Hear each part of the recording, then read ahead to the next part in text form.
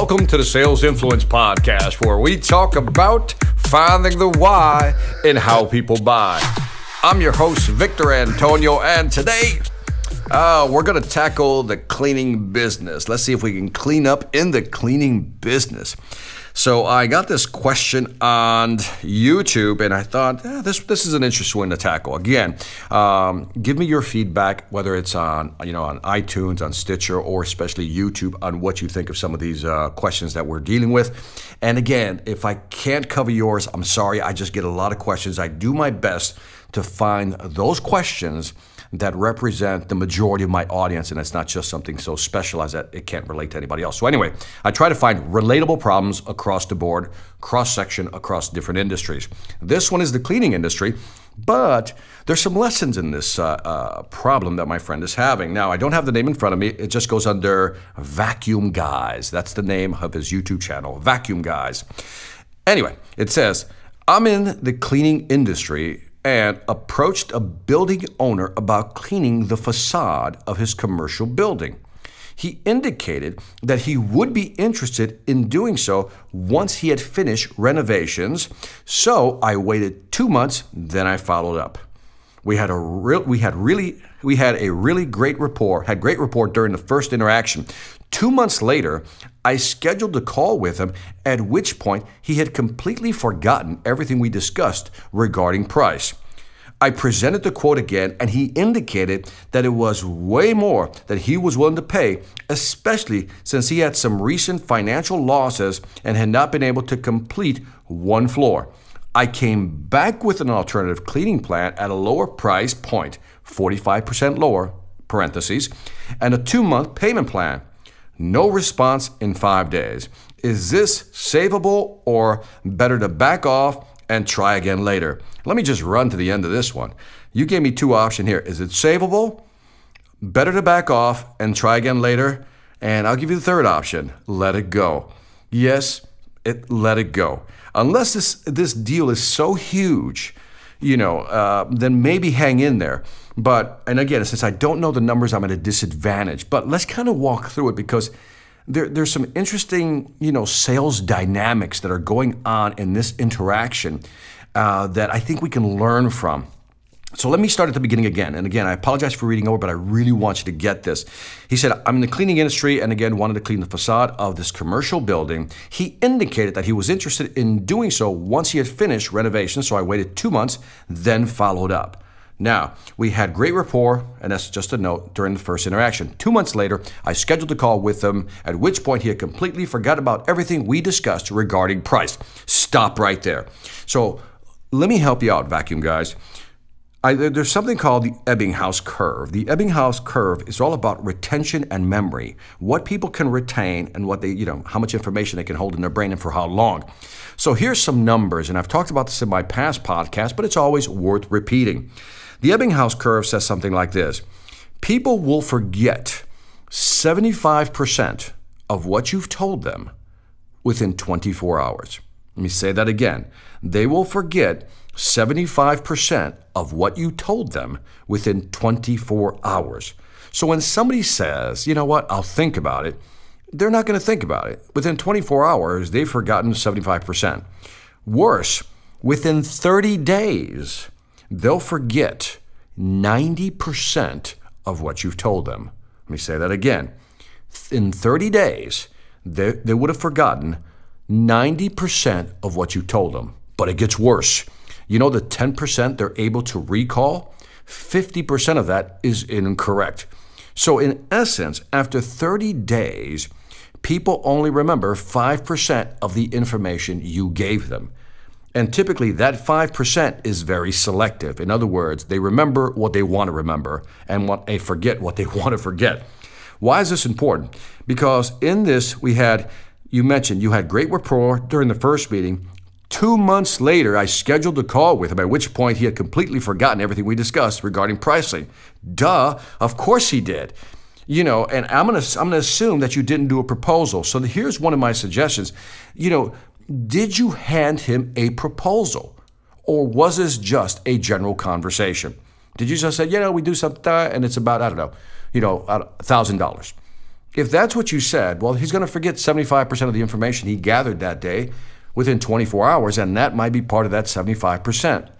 So my first question to you would be, if we were talking and I was coaching you, I said, well, how did you do it? Did you just say that to him? Did you just kind of look at the building and say, here's an estimate? Because if you did that, then, that's not really a proposal. You just mentioned pricing. There's a big difference. You mentioned pricing, and then there's a proposal. Two different things. And I think people confuse that. If I give you a price, that's not a proposal. If I make it a formal proposal, put it on paper, tell you exactly what I'm going to do for you, that to me is a formal proposal. So I'm going to assume that this was a verbal contract. In other words, you gave him a number. And when you do that again, most people forget. So it's no surprise that he forgot this 2 months later, right? So my suggestion would be that if you want to be a business person, right? And again, vacuum guys, you could have done this, and I might be going down the wrong road with this, but let's just pretend for a moment that you did not provide them an official proposal. This was just a verbal statement, verbal pricing, not a proposal. And if you did that, well, then lesson number one is they're not going to remember it, so let's not do that anymore. Second, I would say I would give them an official proposal. In other words, I would actually look at the buildings, the facade of the building. I would count, let's say, the number of windows, or however you draw up your proposal, and then list out everything that you're going to do in an itemized format. And then put it in a proposal, itemize all the things you're going to do to clean up, and then put the price down. And then what I would then do, if I can't do it there on the spot, that I would actually grab the gentleman or female's number off their business card and their email, and then come back and say, and email them the proposal. In fact, I would email them the proposal, and then I would follow up with a phone call to make sure they got the proposal.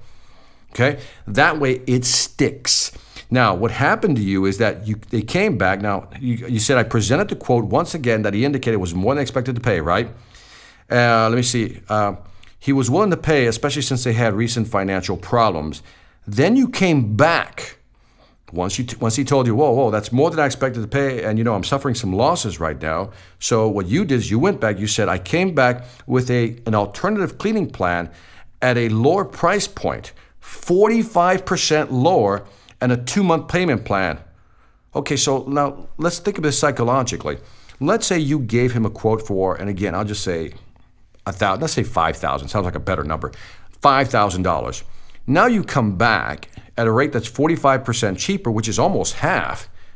And even if I remembered the price and I pushed back and you came back at half the price, I'm like, well, why did you quote me such a high price the first time? See, sometimes we think that lowering the price gets the deal. And it's not true. Lowering the price is not a form of selling. It's a form of defeat. Let me say it again. Lowering your price, especially in this case, right away, is not a form of selling. It's a form of concession, defeat. You've given in. And because you gave him a 45% discount, he's got to be thinking one of two things. Was this guy trying to rip me off on the first quote? And if he went down 45%, maybe he can go down more. So your question to me, he hasn't responded after 5 days. Is this savable, or better to back off or try again later? Look, again, if he's having financial problems, then guess what? Maybe we need to move on. This person doesn't have the money, doesn't have the financial wherewithal, and right now cleaning the front of the building is not a priority. So in my opinion, based on what I see, I would move on. Vacuum guys, that would be my recommendation. Let's move on to somebody else. Because again, even if you come back again, you're doing the follow-up, and I don't know how big the deal is. Now, if this is $1 million deals for a bunch of buildings, then okay, hang in there. But if it's just one building, and again, the cost is somewhere between $1,000 and $5,000, whatever the cost may be, after 2 or 3 follow-ups, that's it. But again, you've lowered the price, you've not gotten a response. And again, when you went back and talked to the individual, you didn't get the response you wanted. Basically, the person was whining about, it's so much money, I can't afford this, plus I'm losing all this business. At that point, you're talking to that 20% who will never buy from you. So my suggestion is walk away, but in the future, we don't verbally just give a price out. We're professionals. We actually said, you know what, let me put a price sheet together real quick. And again, maybe you can do it in your car. You can go back to your car. I'll be back in 5 minutes. Prepare it in your car, print it out, and then come back with a fully itemized proposal of what you're willing to do. Get the business cards. Follow up, with the proposal via email, and then within a week or 2, follow up again. That's how you do it. Again, let's be professional. But in this case, my friend, vacuum guys, I think it's time to walk away. Again, if I'm wrong, leave me a comment on YouTube where I'm going to post this and let me know what you think, okay? Anyway, I appreciate the question. That's it for this Sales Influence podcast. Don't forget to leave me some feedback on iTunes, Stitcher, or YouTube. Let me know what you think. I would greatly appreciate it. Also, as I always remind you, check out my sales training website, seminarsonselling.com. We got some new programs up there, some killer programs. I think you'll enjoy them. Lastly, I want to thank you for listening. This is Victor Antonio, always reminding you to what? Remember, selling ain't hard when you know how. Take care.